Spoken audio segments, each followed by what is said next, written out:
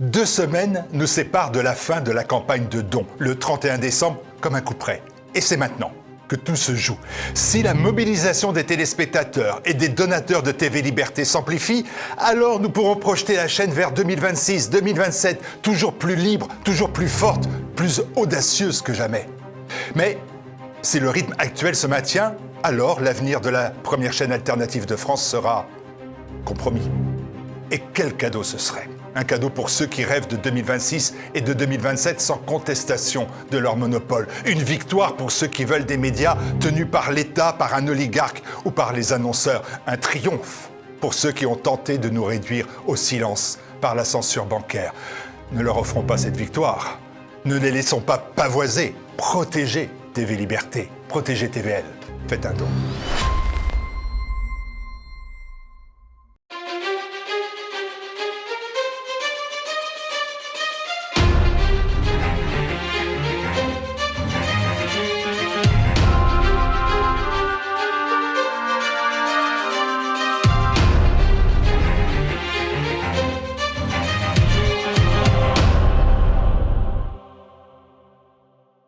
Bonjour à tous et bienvenue dans Choc du Monde, le magazine des crises et de la prospective internationale de TVL. Un accord n'a jamais été aussi proche, selon Donald Trump. Le président américain l'a déclaré dans la nuit après s'être entretenu avec Volodymyr Zelensky une nouvelle fois. Il avait, rappelons-le, utilisé quasiment les mêmes termes pour Gaza avant l'accord de paix à Gaza, il y a donc plusieurs semaines. Volodymyr Zelensky, quant à lui, a nuancé les propos, bien sûr, évoquant des positions différentes sur les questions complexes qui concernent les territoires, en clair, qui concernent le Donbass. Alors, selon plusieurs sources, en effet, au fait des négociations, Washington demande toujours à Kiev d'abandonner le Donbass à la Russie, ce que Kiev refuse encore. Le dirigeant ukrainien essaie d'obtenir des garanties de sécurité américaines inspirées de l'article 5 de l'OTAN, sans bien sûr faire partie de l'Alliance Atlantique. Alors, pendant ce temps, l'Union européenne, elle, ne trouve rien d'autre à faire que de sanctionner le colonel Jacques Beau ou Xavier Moreau. Nous allons aussi en parler. Et pour en parler, je reçois quelqu'un qui connaît le Donbass, Nicolas Mirkovic. Nicolas Mirkovic, bonjour. Bonjour. Merci beaucoup d'avoir une nouvelle fois répondu présent à l'appel de Choc du Monde. Vous avez postfacé récemment l'ouvrage La guerre, un maître de violence d'Olivier Battistini aux éditions Perspectives Libres. D'ailleurs, nous allons recevoir Olivier Battistini dans quelques semaines. Et vous êtes aussi l'auteur, bien sûr, de L'Amérique Empire et le chaos ukrainien. Vous êtes le fondateur de l'ONG Ouest-Est. Et c'est pour cela que je disais il y a un instant que vous connaissez bien le Donbass parce que vous y avez mené des missions humanitaires depuis presque 10 ans. Exactement. Le retrait des troupes ukrainiennes du Donbass, donc, c'est le cœur des négociations. Alors, Nicolas Mirkovic, pour ou contre ? Moi, je pense que c'est aux Ukrainiens et aux Russes vraiment de décider, et c'est à eux de discuter cet accord de paix. Et on voit l'influence des États-Unis et les Européens qui jouent les troubles faits. Les Russes ont très clairement dit qu'ils voulaient garder ces nouvelles régions. Ils les ont annexées officiellement. On pourrait parler de réunification pour certains d'entre eux. N'oublions pas qu'une partie de la population du Donbass se réclame de la Russie, se sent plus proche de la Russie, et qu'à l'origine de cette guerre qui a éclaté non pas en 2022 mais en 2014, il y a eu quand même un coup d'État en Ukraine et que les Ukrainiens ont eu une guerre civile dans l'est du pays qui a été à l'origine de plus de 10 000 morts, 30 000 blessés et plus d'1 million de réfugiés. Donc du coup, peut-être qu'on pourrait demander aussi d'ailleurs aux habitants de ces régions ce qu'elles préfèrent. Ça semble un peu ubuesque aujourd'hui et complètement farfelu vu les dommages de la guerre, mais je pense que ça fait partie de ces lignes rouges que la Russie n'acceptera pas, et on voit que l'Ukraine, Kiev, s'arc-boute là-dessus. Est-ce que Kiev est si sûr que ça qu'elle pourra récupérer ces régions sans problème? On voit bien que dans des villes comme Pakrovsk, quand l'armée russe y arrive, les personnes qui habitent encore accueillent l'armée comme des libérateurs. Donc ça, c'est un sujet qui est important, et le sentiment, en tout cas l'envie des populations locales est vraiment prise en compte. En revanche, bon, c'est un sujet de discussion. Dans ces dialogues un peu compliqués, il est évident que chacun va céder sur la chose qui lui paraît le moins important, tout en essayant de se défendre vraiment ce qui est fondamental. Donc c'est un sujet, je pense, qui peut être débattu aujourd'hui, et c'est bien que ça soit débattu parce que ça veut dire qu'on se rapproche de la paix. Alors, bon, le grand risque, c'est évidemment que la guerre redémarre. Nous allons en parler d'ailleurs un peu plus, mais est-ce que céder ces territoires qui n'ont pas encore été conquis, objectivement, par la Russie, n'est-ce pas la possibilité d'alimenter un désir de revanche de la part de Kiev et de revoir évidemment toute cette tragédie redémarrer dans quelques mois, années, que sais-je. C'est pour ça qu'il est extrêmement important qu'on n'ait pas un cessez-le-feu. Sinon, le cessez-le-feu serait le prodrome de guerre future. Il faut un véritable traité de paix, mais un traité de paix qui dépasse l'Ukraine. Et ce qui était très intéressant dans les 28 points initiaux de Donald Trump, c'est que il parlait de revenir en arrière sur 30 ans de mésentente. Et ça, c'est extrêmement important. Il faut une nouvelle architecture de la paix en Europe. La Russie restera toujours le plus grand pays européen, qu'on le veuille ou qu'on le veuille pas, ça sera toujours un voisin, comme pour la France, l'Angleterre a été l'ennemi voisine, l'Allemagne a été l'ennemi voisine, et heureusement aujourd'hui, on a été capable de surmonter le passé pour travailler sur un monde plus pacifique, plus stabilisé. C'est ce qu'il faut faire avec la Russie, et il faut revoir cet accord de paix qui doit être un véritable accord de paix pérenne dans le cadre d'un accord plus global pour que les Européens puissent s'entendre sur leur propre continent. C'est dans l'intérêt de tous les Européens d'avoir et la paix et la stabilité. Donc c'est majeur qu'il y a ce traité de paix qui dépasse l'Ukraine pour qu'on soit sûr que justement il n'y ait pas de reprise de la guerre ou d'esprit revanchard. Alors, vous parlez du plus global, j'en viens au plus particulier, même si nous allons revenir sur toutes ces questions. J'aimerais évoquer un sujet très sensible que j'ai esquissé aussi il y a quelques instants. Selon le média initialement américain, mais maintenant financé par l'UE Radio Free Europe la semaine dernière, le colonel suisse Jacques Beau et le français Xavier Moreau devaient être inscrits sur la liste, je cite, des citoyens privés impliqués dans des activités déstabilisatrices contre l'UE et les États partenaires. L'information a été confirmée hier par le ministre français des Affaires étrangères, Jean-Noël Barrot. Alors je vous propose, pour que tout soit clair, de l'écouter. Et puis des sanctions à l'encontre de 12 agents de la déstabilisation russe en Europe, 12 responsables des ingérences étrangères ou des ingérences numériques étrangères. Et je veux citer notamment les sanctions qui vont être décidées aujourd'hui à l'encontre de Xavier Moreau, ressortissant franco-russe basé en Russie, qui est un relais de la propagande du Kremlin en Europe, ou encore les sanctions qui cibleront John-Marc Dougan, responsable d'ingérence numérique en Europe, et en particulier l'un des artisans de cette campagne que les services français de Viginum ont dénoncé, Storm 1516, et qui a visé à plusieurs reprises le débat public français et européen. Xavier Moreau, de son côté, a ironisé, remerciant le ministre d'avoir reconnu, je cite, la qualité de son travail. On reconnaît bien Xavier Moreau là et son sens de l'humour. Sur RT, un peu plus tard, dans la nuit, RT, rappelons-le, interdit de diffusion en France, Xavier Moreau a dénoncé une décision sans procès, sans condamnation donc, et évidemment l'absence d'un état de droit. Alors je précise qu'on ne sait pas encore parfaitement de quoi il est sanctionné à l'heure actuelle. Je penche, à titre personnel, pour l'interdiction d'entrée et de transit sur le sol de l'Union européenne, mais Xavier Moreau est encore, soulignons-le, citoyen français, et cela pourrait donc s'accompagner d'une interdiction de diffusion, d'un gel des avoirs, d'une interdiction d'effectuer des transactions avec lui, donc ce qui évidemment toucherait son lectorat. Question, Nicolas Milkovic, quand on apprend cela, faut-il revoir ce que l'on dit? Faut-il désormais se taire? Surtout pas. Plus que jamais, il faut parler, il faut clamer la vérité partout où on voit à quel point que ce soit Paris ou Bruxelles, on veut nous contraindre, qu'on veut nous obliger à penser d'une certaine manière. C'est le contraire complet de la liberté. On n'arrête pas de nous dire à longueur de journée que nous nous battons pour les valeurs de la démocratie, des droits de l'homme, de la liberté. Et aujourd'hui, vous avez Bruxelles et Paris qui condamnent un citoyen européen qui habite en Russie, dont le seul crime est de penser différemment, de dire les choses d'une autre manière. Est-ce que c'est pas normalement un des piliers de nos démocraties de pouvoir s'exprimer librement? Pourquoi cette accusation? Pourquoi le calomnier, le traiter de tous les noms? Pourquoi en plus ils vont assez loin puisqu'ils veulent, ils risquent qu'on lui confisque ses biens en France. Ils risquent de ne pas pouvoir revenir en Europe.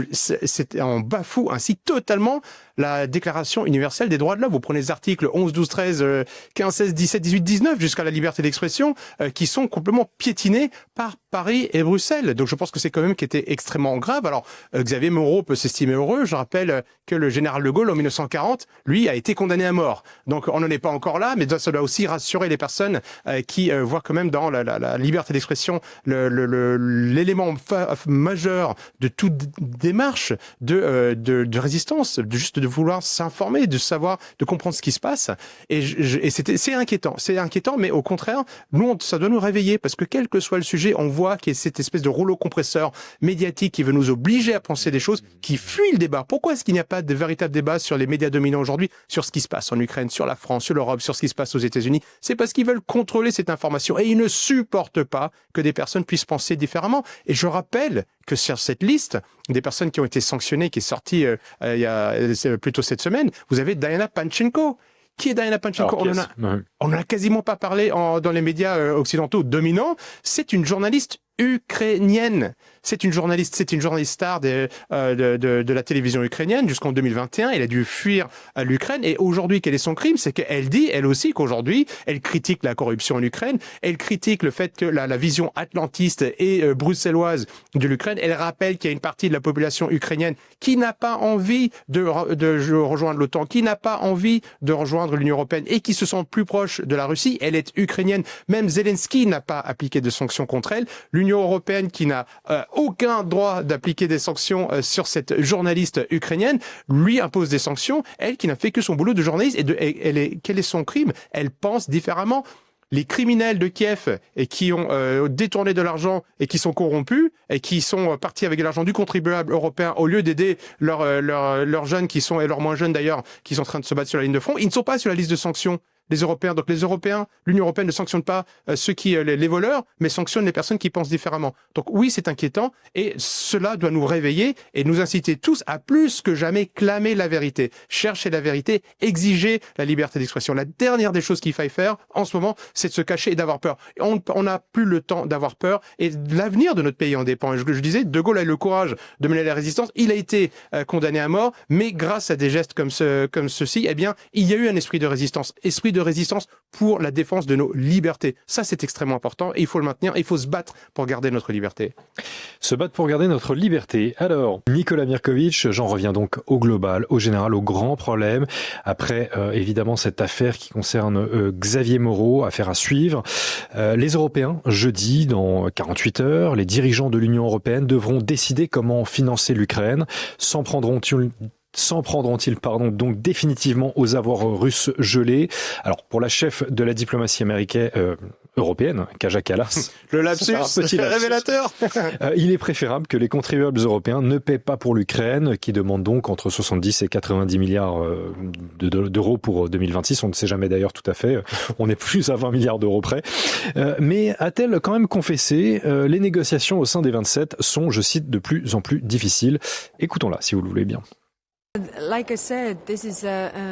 Comme je l'ai dit, c'est une semaine très importante pour les questions financières. Nous avons plusieurs options sur la table qui seront discutées jeudi.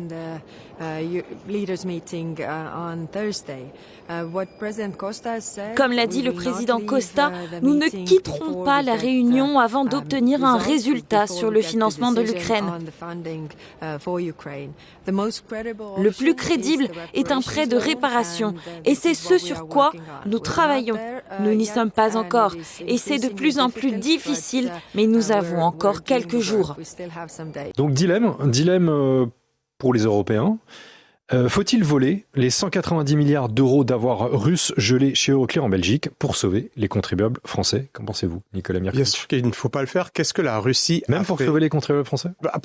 Même pour sauver les contribuables français, parce que ça ne va pas sauver les contribuables français. Cet argent va servir le complexe militaro-industriel américain. Je rappelle qu'il y a à peu près une dizaine d'années, quand les Européens préparaient la guerre, ou les pays membres de l'OTAN, 60% des achats d'armement étaient faits auprès d'entreprises européennes. Aujourd'hui, 60% de ces achats se font auprès d'entreprises américaines. Donc on peut comprendre pourquoi le complexe militaire-industriel américain serait très content que les Européens fassent cela. Mais c'est interdit, c'est illégal et c'est dommageable. D'abord parce que la Russie n'a rien fait à l'Union européenne ni à des pays membres de l'Union européenne. Aujourd'hui, ce sont des armes de pays membres de l'Union européenne et des États-Unis qui tuent des Russes. Ça, c'est la réalité, ça, c'est la vérité. Il faut pouvoir négocier pour s'en sortir. Ça, c'était aussi une réalité. Mais en confisquant, en gelant, en volant ces avoirs, quel autre pays va vouloir investir en Union européenne? Est-ce que vous pensez que d'autres pays qui ont des richesses, que ce soit la Chine, que ce soit des pays africains, du Moyen-Orient, auront envie d'investir en Europe, d'acheter des bons du trésor de pays européens, si un jour on va leur confisquer leurs avoirs parce qu'ils ne vont pas être d'accord sur une décision géopolitique? C'est catastrophique pour la réputation de l'Europe. Et puis je vous rappelle que cet argent n'est même pas confisqué pour redynamiser l'économie. Ça serait l'économie européenne. Ça serait de la piraterie. Stricto sensu, on parle de prêts garantis par. Oui, on parle de ça pour l'instant mais ça veut dire qu'il va falloir le rembourser. Qui va rembourser ça? L'Ukraine qui était déjà le pays le plus pauvre d'Europe avant même le coup d'État de 2014, sera incapable de rembourser ça. C'est un don. Il faut parler très clairement aux Européens et aux Français. C'est un don qu'on ferait à un pays qui n'a même pas membre de l'Union européenne. Donc c'est-à-dire qu'on va même pas investir pour améliorer la situation économique et sociale des Européens. N'oublions pas que tous les indicateurs sociaux sont au plus bas, qu'on a des problèmes extrêmement graves en Europe de sécurité, d'investissement dans la recherche et le développement, notre système scolaire n'arrête pas de dégringoler et nous, on va donner plus de 200 milliards à l'Ukraine pour la guerre, pour tuer des personnes sur notre propre continent. Les générations qui vont nous suivre vont nous juger avec beaucoup de sévérité quand on voit l'idiotie des dirigeants que nous avons aujourd'hui, qui sont complètement déconnectés du monde, qui sont des fanatiques, qui sont toujours dans leur modèle mondialiste, atlantiste, qui n'ont pas compris le nouveau monde dans lequel nous sommes aujourd'hui. Même les États-Unis ont commencé à le comprendre. C'est-à-dire que nous, on est les plus fanatiques des fanatiques. On est le Frankenstein créature des Américains qui est devenu complètement fou et qui pense qu'en faisant la guerre en Ukraine, on va sauver quoi que ce soit. Ça va se retourner contre nous. On va s'appauvrir. Notre image va se dégrader et on va se retrouver vraiment retrouver un jour peut-être un pays du tiers-monde où les autres pays n'auront plus de considération pour nous. On n'aura plus de moyens et on n'aura plus que nos yeux pour pleurer pendant quelques générations. Alors Viktor Orban, le 13 décembre, lui, il a qualifié cela d'acte de guerre, ni plus ni moins. Il a prévenu que la réponse russe, d'ailleurs, serait très dure. Il y a quand même un certain nombre d'actifs européens, notamment allemands en Russie, qui pourraient être à leur tour saisis. Et d'ailleurs, en parlant d'Allemagne, Orban a dénoncé quand même 3 Allemands à la manœuvre. D'abord Friedrich Merz, le chancelier, bien sûr, Ursula von der Leyen, qui dirige donc évidemment la Commission, et Manfred Weber, qu'on connaît un peu moins, mais qui dirige quand même le PPE, le Parti populaire européen, le plus grand parti du Parlement. Au Parlement. Acte de guerre pour vous? On irait jusqu'à là? Oui, bien sûr, c'est un vol. Et ça serait la même chose si la Russie confisquait des avoirs français. Je dirais, c'est interdit. Ce sont des actifs qu'on doit protéger et qui appartiennent à un pays. On peut pas les voler. Enfin, on peut pas. Pareil, par rapport à ce qu'on disait il y a quelques instants, si on est un État de droit, on respecte l'État de droit. Si on peut pas être un État de droit si on vole des avoirs d'un pays étranger, quel que soit ce pays. Et en faisant cela, eh bien, on se comporte comme des pirates et donc il faut s'attendre à des représailles. C'est normal. Personne ne pourrait accepter ça. Si la France se faisait voler des avoirs dans je ne sais quel pays d'Afrique, ailleurs en Europe ou au Moyen-Orient, eh bien, elle ferait tout pour les récupérer. Comme n'importe qui ferait tout pour récupérer un bien qui lui a été volé. Personne ne peut dire, c'est pas grave, c'est juste 200 milliards, prenez-les, allez faire la guerre, on s'en fiche. Non, et de nouveau, c'est une couche supplémentaire dans cette escalade vers la guerre que certains appellent de vive voix. On a vu Fabien Mandon, le chef d'état-major français, qui disait qu'il fallait se préparer à la guerre. Le chef d'État britannique, Knighton, il y a encore quelques jours, disait que les Britanniques devaient se préparer à faire la guerre contre la Russie. Il a été encore plus loin que Mandon. Qu'est-ce que c'est que cet état d'esprit? Donc, est-ce que ces personnes n'ont jamais lu de livres d'histoire? Est-ce qu'ils n'ont pas vu le mal? Les premières, les deuxièmes guerres mondiales. Nous allons revenir aux leçons de l'histoire dans un instant. Mais Steve Witkoff, le négociateur, l'émissaire de Donald Trump dans les négociations, a annulé d'ailleurs une discussion avec les dirigeants européens sur l'Ukraine le 14 décembre. Alors, on se rappelle, vous vous rappelez sans aucun doute, Nicolas Mirkovic, Victoria Nuland en 2014, lors du Maïdan, qui avait élégamment déclaré au téléphone « Fuck the EU ». Alors, 11 ans plus tard, Washington a changé de camp, mais dit toujours « Fuck the EU ». N'est-ce pas? Bien sûr, l'Union européenne, on le sait, vous pouvez relire Éric Branca, j'en parle dans mon livre aussi sur l'Amerique Empire, est une création des États-Unis. Pas à 100%, beaucoup d'Européens y ont contribué. Zbigniew Brzezinski concerne l'Europe de l'Ouest, globalement, je le cite, comme un protectorat américain. L'Europe de l'Ouest est globalement vassalisée aux États-Unis. Et d'ailleurs, c'est une situation qui est compliquée à gérer pour Donald Trump, parce qu'aujourd'hui, l'état d'esprit a changé aux États-Unis. Ils veulent quand même contrôler ce qui se passe en Union européenne, mais avec des dirigeants européens qui, comme je le disais il y a quelques instants, n'ont pas compris que le scénario a changé. Aujourd'hui, les États-Unis sont en train de discuter en direct et avec la Russie, avec l'Ukraine. Premier déjà, attaque directe contre l'Union européenne. L'Union européenne est incapable de négocier la paix sur son propre continent. Donc déjà, ça va montrer les limites politiques de l'Union européenne. Et aujourd'hui, c'est clair et net que c'est Washington et Moscou qui vont finalement décider ce qui se passe. Là, une espèce de tentative de bravade de la part des dirigeants européens pour faire croire qu'ils existent, mais eux qui depuis 2014 ont été incapables de négocier la paix, alors que la France et l'Allemagne étaient garants des accords de Minsk. Je rappelle que si les accords de Minsk 2 étaient mis en place et que Emmanuel Macron avait fait le travail qu'il aurait dû faire pour s'assurer que Kiev avance de son côté pour la mise en place de ces accords et que Moscou aussi, le Donbass ferait partie de l'Ukraine aujourd'hui. Il n'y aurait jamais eu toute cette guerre. Donc quand on parle vraiment de l'incompétence de l'Union européenne, on a un exemple clair en géopolitique. Et Trump veut discuter, mais non, c'est sûr et certain que les Européens embête Trump dans cette discussion parce que il n'arrête pas de galvaniser, d'exciter Zelensky vers la guerre.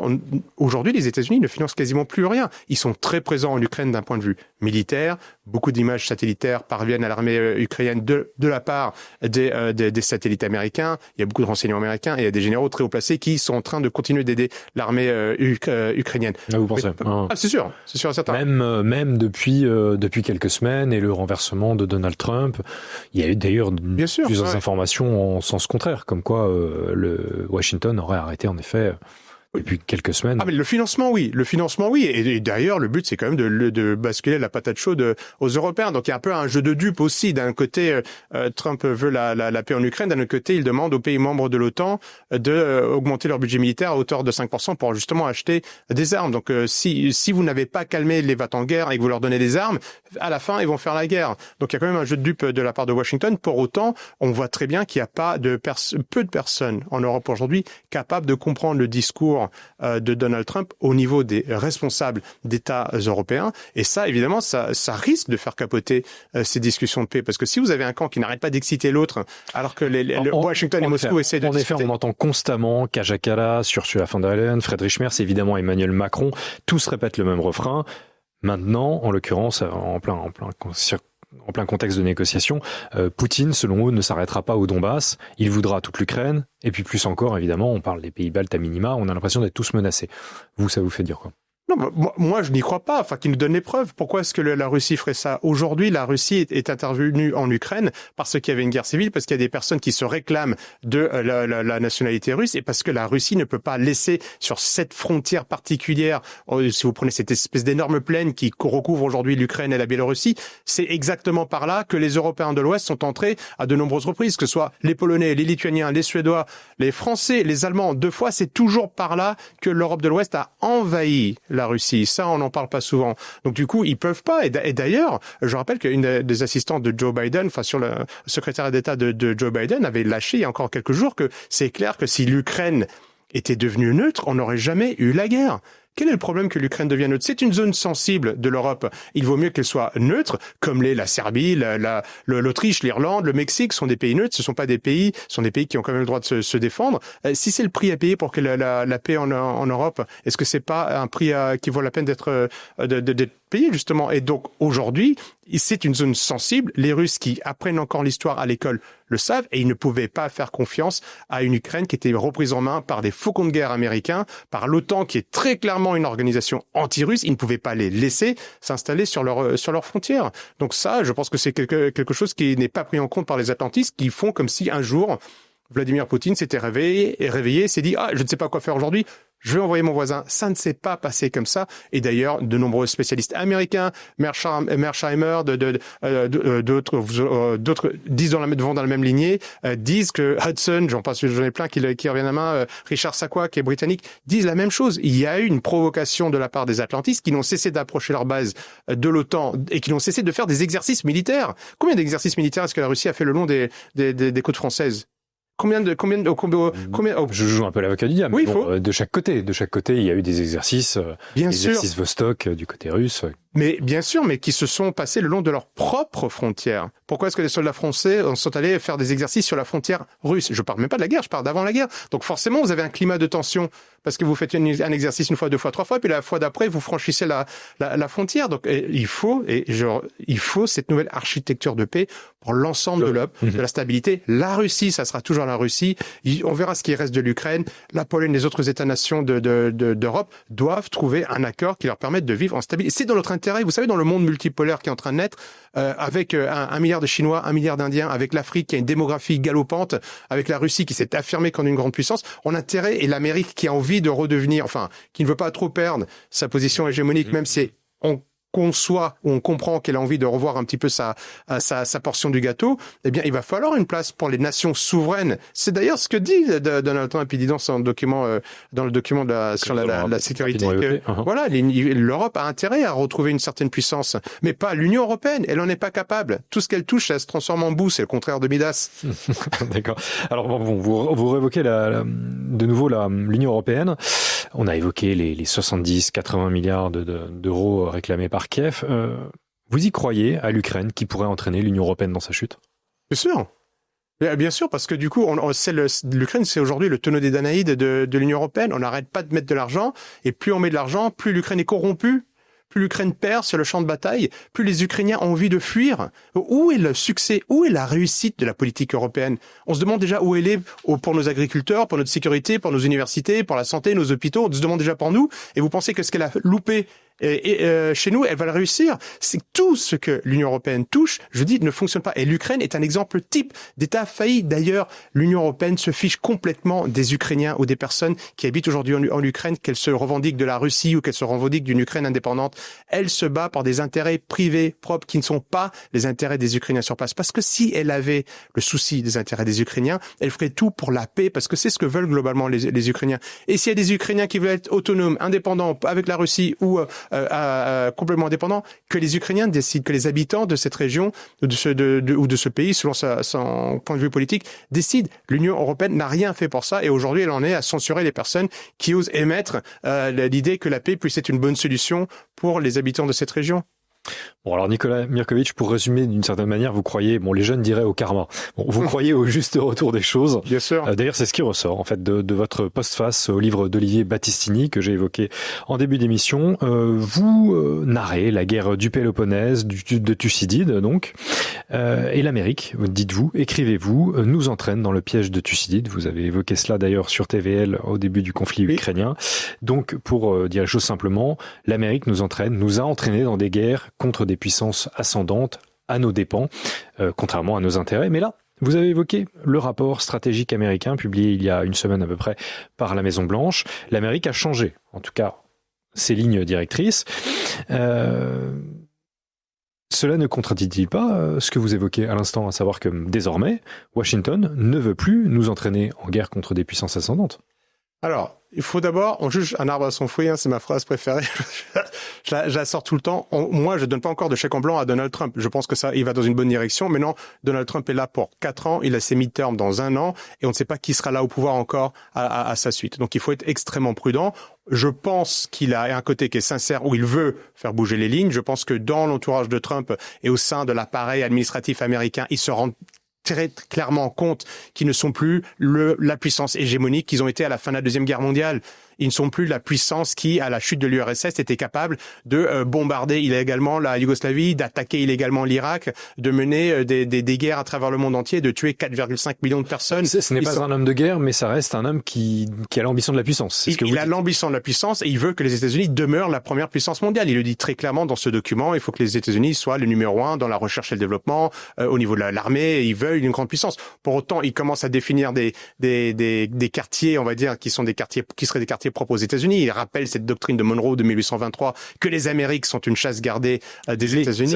Les Amériques, exactement. Et c'est d'ailleurs pour ça qu'il est tout de suite, d'une fois élu, il a dit qu'il voulait récupérer le Groenland, le Panama, le Groenland qui fait partie du continent américain.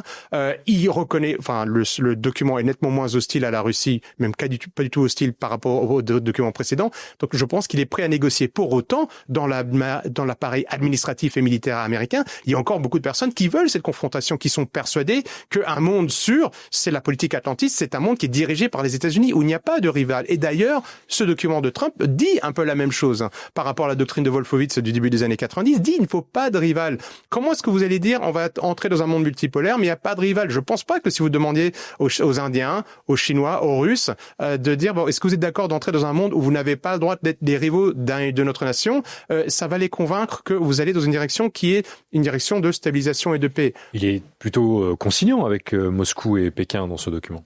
Les États-Unis n'ont pas le choix. C'est-à-dire que, ou alors vous avez une aile qui dit c'est la surextension impériale, on a perdu dans la recherche et le développement, notre modèle civilisationnel est en train de s'écrouler, il est en train d'imploser. Aujourd'hui, le modèle mondialiste qui a été poursuivi par les élites américaines depuis les années au moins 70-80 est un échec. Les Européens sont divisés entre eux, nos modèles ne font rêver plus personne. Et en même temps, vous avez des pays qui se sont dit, on va travailler sur le temps long, on va investir dans la recherche et le développement, on va investir dans nos universités, dans nos systèmes de sécurité, on va faire de véritables états de droit. Et ces pays-là disent aujourd'hui, nous, on veut notre part légitime du gâteau. Ce qui est tout à fait logique, c'est la géopolitique, c'est l'essence même de la géopolitique. Et Trump reconnaît un peu de ça, mais maintenant, il faut qu'il s'en sorte. Le problème de Trump, c'est qu'il s'est éparpillé. Gaza, Venezuela, l'Ukraine, il a plein de sparadraps qui l'empêchent lui aussi de se focaliser sur les Américains qui l'ont élu pour amener du pouvoir d'achat, pour ramener une société stabilisée, pour lutter contre le wokisme. C'est pour ça qu'il a été élu. Et ses adversaires américains, je vais terminer juste là-dessus, Edouard Chano, les adversaires américains de Donald Trump au sein de l'establishment américain veulent que Trump se plante. Ils rêvent de faire cette guerre. Ils rêvent de mener une guerre contre le monde entier. Pourquoi? Parce que c'est l'hubris, c'est le fanatisme, c'est l'empire américain qui est seul au-dessus de tous. Le problème, c'est que le reste du monde ne le voit pas comme ça et que le reste du monde, aujourd'hui, peut très clairement répondre à l'OTAN et aux Américains. On l'a très clairement vu avec les Russes en Ukraine. L'hubris que vous dénoncez d'ailleurs donc dans la postface de l'ouvrage d'Olivier Battistini, La guerre, un maître de violence, audition Perspective Libre. Je rappelle aussi que vous avez publié L'Amérique Empire et le chaos ukrainien que vous pouvez retrouver sur la boutique de TVL. Merci Nicolas Mirkovic d'avoir encore une fois répondu présent à l'appel de Choc du Monde. Merci à tous d'avoir suivi cet épisode. Surtout, n'oubliez pas de le commenter et de le partager. Merci à tous et bonne soirée.